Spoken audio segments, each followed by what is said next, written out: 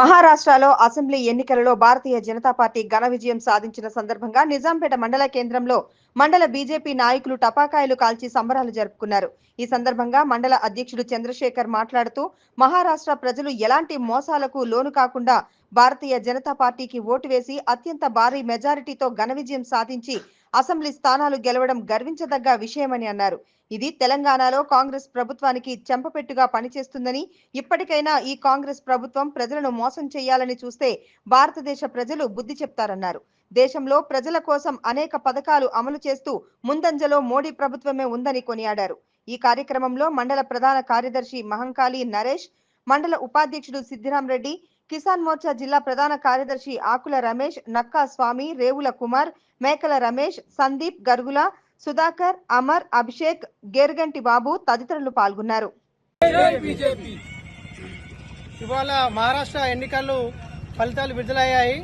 అక్కడ భారతీయ జనతా పార్టీ అఖండ విజయం సొంతం చేసుకుంది. మోడీ గారి చరిస్మా మన బీజేపీ ఎక్కడికి ఏ రాష్ట్రంలో పోటీ చేసినా అక్కడ సత్ఫలితాలు ఇవాళ మనకు మహారాష్ట్ర ఎన్నికలతోని మరొకసారి రుజువయ్యాయి. మన రాష్ట్ర ముఖ్యమంత్రి గారు 6 గ్యారంటీలతో ఇక్కడ గెలిచామని చెప్పేసి మహారాష్ట్రలో ఇదే ఫార్ములా అక్కడ పాటిద్దామని చెప్పేసి అక్కడ ప్రజలకు కల్లబొల్లి కబుర్లు చెప్పడం జరిగింది.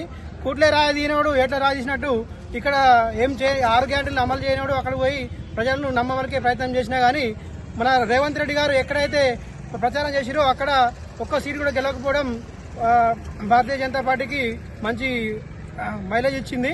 ఖబర్దార్ రేవంత్ రెడ్డి, ఇప్పటికైనా మన ఇక్కడ ఉన్న హామీలను నెరవేర్చి ఫస్ట్ ఇక్కడ ప్రజలను గెలవాలని కోరుతున్నాము. భారత్ మాతాకి జై.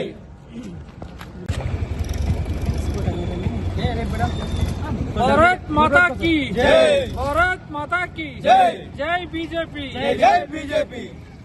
మన మహారాష్ట్ర ఎన్నికల్లో భారతీయ జనతా పార్టీ కూటమి అఖండ విజయం సాధించింది. మన మోడీ గారి చరిస్మా వల్ల ఈరోజు ప్రతి రాష్ట్రంలో కూడా భారతీయ జనతా పార్టీ గర్వంగా ఎగరేస్తున్నాము. అలాగే మన తెలంగాణలో కూడా కాంగ్రెస్ ప్రభుత్వం మొత్తం విఫలమైంది.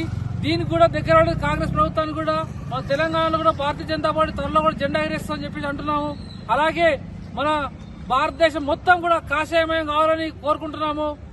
కావున ప్రతి ఒక్కరు కూడా ఇటు విషయాన్ని ఆలోచిస్తూ భారతీయ జనతా పార్టీకి సపోర్ట్ చేయాలని చెప్పేసి, అలాగే ఈ అఖండ భారత్ కూడా మనకు ఏదో ఒక రోజు కావాలని చెప్పేసి మేము మనస్ఫూర్తిగా కోరుకుంటున్నాము.